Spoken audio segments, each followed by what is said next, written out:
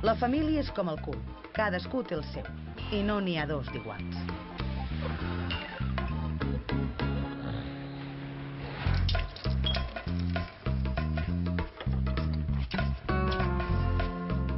Quants milers de vegades dec haver-te dit que aixequis la tapa? Però en el fons només hi ha dos tipus de famílies. Les que tenen conflictes i les que fan veure que no en tenen.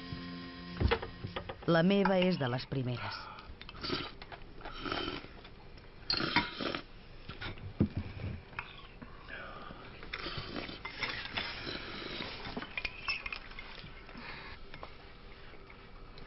Joel, menja bé.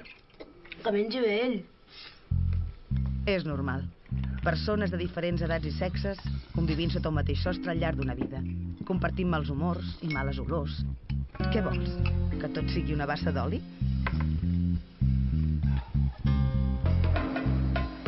Sí, ja sé que la família és una unitat de convivència basada en l'amor i el respecte mutu, en què els seus membres troben afecte i protecció.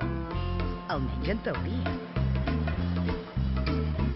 Però una de les coses que aprens treballant mitja vida en una autoescola és que en teoria no hi ha cap diferència entre teoria i pràctica.